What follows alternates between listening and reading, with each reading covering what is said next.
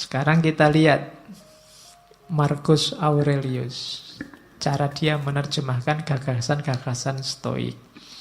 Saya ambil pertama tentang kehidupan. Malam ini kita banyak ngomong tentang semacam quotes-nya, karena Marcus Aurelius ini tidak meninggalkan karya selain satu buku semacam buku harian yang diterjemahkan dalam bahasa Inggris, judulnya Meditation. Kalian cari, downloadan gratis itu.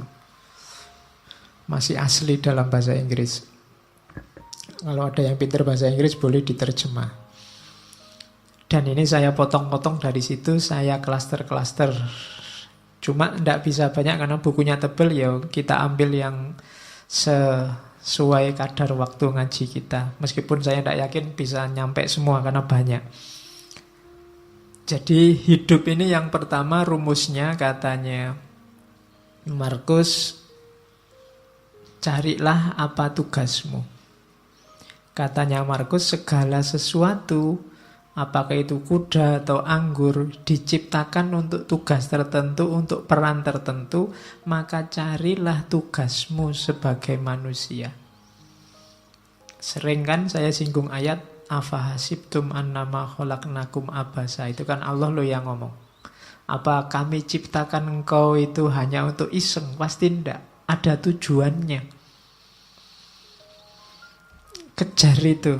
Yo, Al-Quran banyak ngomong tentang tujuan hidupmu ini. Enaknya karena sayangnya Allah sama kita, kan kita sama Allah langsung ditunjukkan, ini loh tugasmu.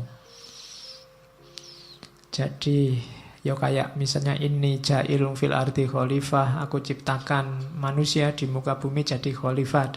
Ini kan Allah langsung ngasih petunjuk, ini lo tugasmu.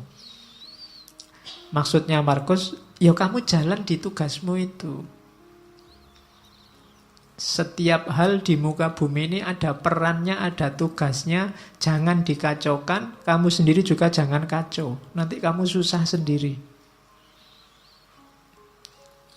Oke, teh ini kan dia punya tugas, dibikin jadi minuman. Ya diminum, tidak apa-apa.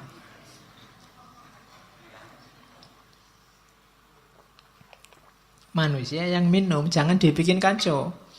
Nanti tehnya kamu pakai ngepel, terus kamu siramkan di karpetnya masjid. Itu jadi kacau, kamu sumpek sendiri. Tidak di situ mainnya teh, dia untuk diminum. Jadi rumusnya hidup pertama, tugasmu apa? Yang harus kamu lakukan apa? Saya sering bilang, tidak usah cerewet tanya, apa Pak? Saya tidak tahu. Tidak, kamu sudah tahu. Begitu kamu tahu identitasmu, sebenarnya kamu tahu apa yang harus kamu lakukan. Begitu kamu tahu bahwa saya mahasiswa Pak, kamu sudah tahu apa yang harus dilakukan seorang mahasiswa.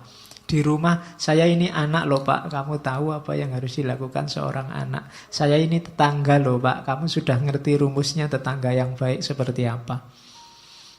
Jadi tanya tugasmu apa, jalankan itu. Itu rumusnya orang hidup yang pertama. Dan yang kedua, ndak usah khawatir, ndak bisa. Katanya Markus, manusia pasti mampu melakukan semua yang Tuhan ingin ia lakukan. Kalau Allah nyuruh kita jadi khalifah, pasti kita punya kekuatan untuk mengkhalifai alam semesta. Ketika kamu ditakdirkan jadi mahasiswa, pasti memang kamu punya potensi untuk jadi mahasiswa yang baik. Bahwa hasilnya tidak baik, itu berarti kamu kurang maksimal menjalankan tugasmu. Jadi ini rumus-rumus dasar dalam hidup, katanya Markus. Pasti bisa asal kamu tidak manja. Kita kan sering manja, sering cengeng, sering cerewet. Sudah tahu masih tanya. Kita sering mengkritik Bani Israel, Yahudi, kita sering begitu. Orang Yahudi itu kan waktu diperintah ada aja yang ditanyakan. Disuruh menyembelih sapi masih ditanya, kulitnya sapi warnanya apa, besarnya seberapa, itu cerewet. Padahal begitu disuruh beli sapi aja kan tidak masalah, tapi masih cerewet, tanya macam-macam. Padahal ya sudah ngerti pantasnya melih sapi itu ya sapi yang semacam apa kan gitu. Ya sama lah kadang kayak mahasiswa disuruh bikin makalah berapa halaman Pak. Kemudian referensi ini boleh enggak Pak? Kamu repot sendiri nanti. Salahmu sendiri cerewet. Coba diperintah, ya Pak. Nah, kan sudah. Selebihnya kamu mikir sendiri, ijtihad sendiri. Biasanya banyak tanya itu kan maksudnya kamu ingin dapat yang ringan atau syukur-syukur bisa ndak jadi diperintah. Kan itu. Orang Yahudi itu kan begitu. Nawar bolak-balik itu kan maksudnya yo siapa tahu ndak jadi. Karena perintahnya ndak jelas.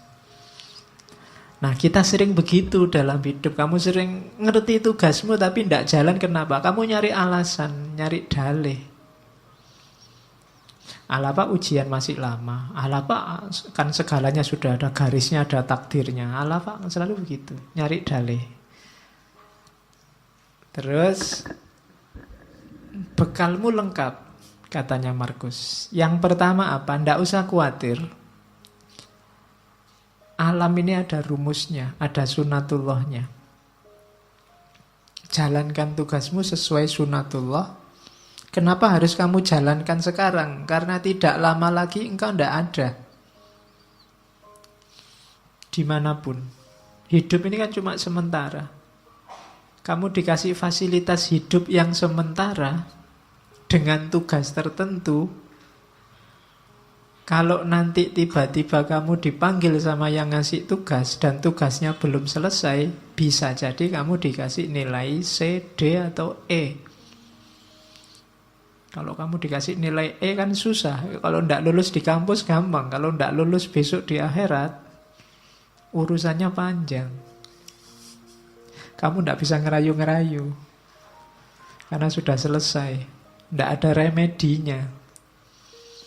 Besok waktu dihisab di akhirat kan kamu mbok ada ujian susulan. Tidak ada. Sudah selesai. Maka katanya Markus, bekalmu lengkap, alam semesta menyediakan semuanya, termasuk hukum-hukumnya. Segera jalan karena waktu kita terbatas. Pada saatnya semua akan tidak ada, termasuk Hadrian, termasuk Agustus di kalimat itu.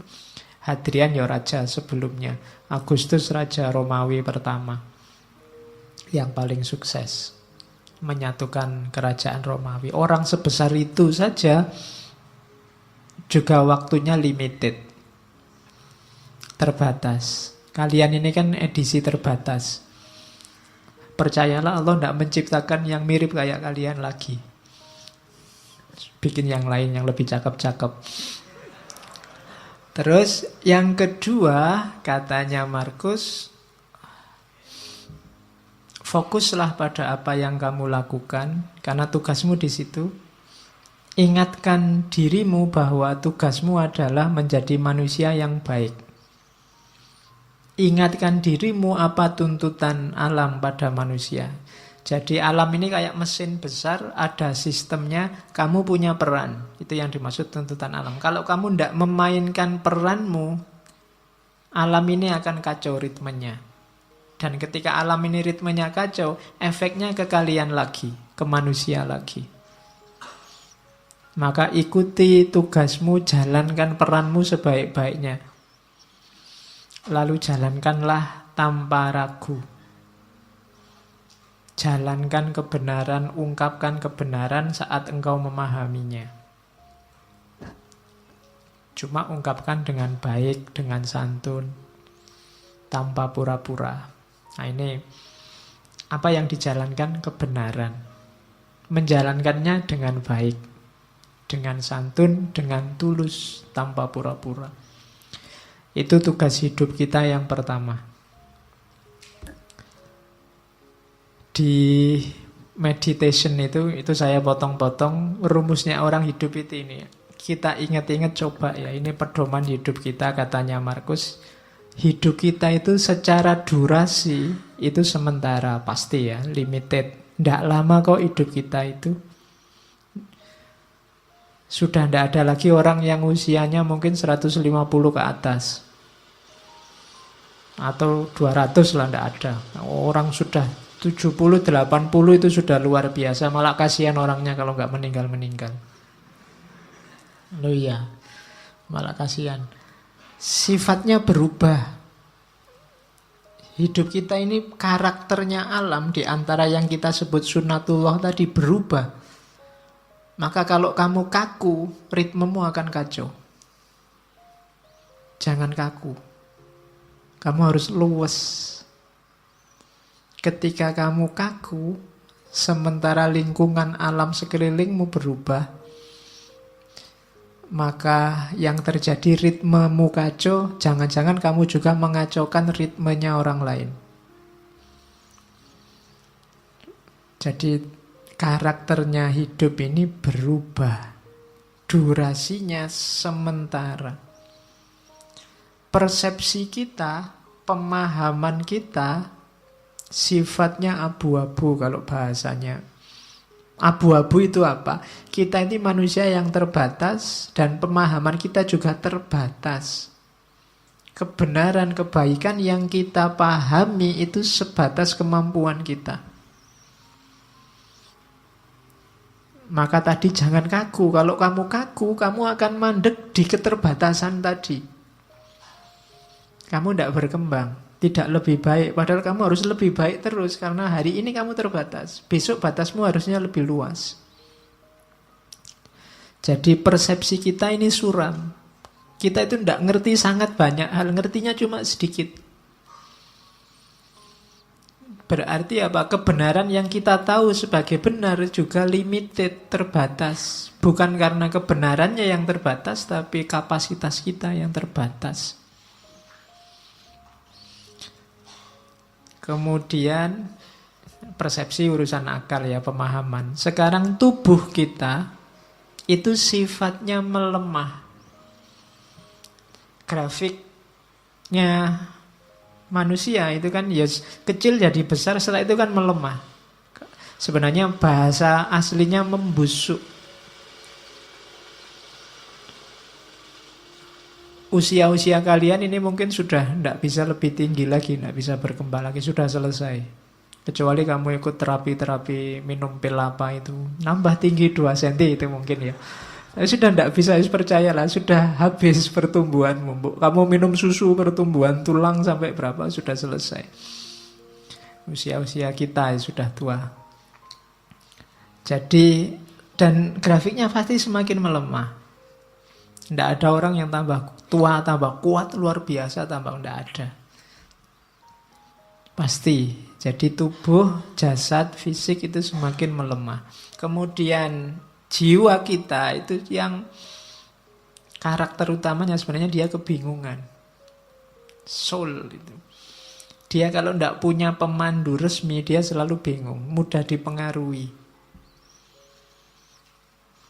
Akal itu kan, mental itu kan mudah dipengaruhi. Sekarang seneng, besok benci. Kemarin kerjasama, sekarang gegeran. Itu jiwa kita selalu begitu.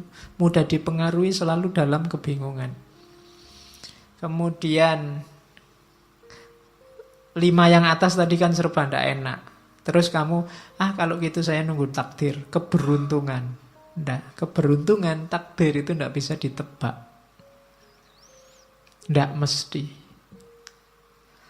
Di situ ditambahi oleh Markus kemasyhuran. Kemasyhuran itu mungkin kamu mengandalkan status, mengandalkan nama baik, mengandalkan keluarga, mengandalkan identitasmu sebagai apa.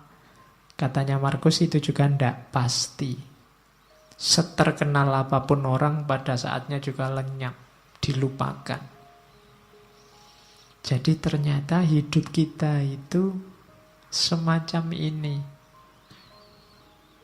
Ringkasnya apa?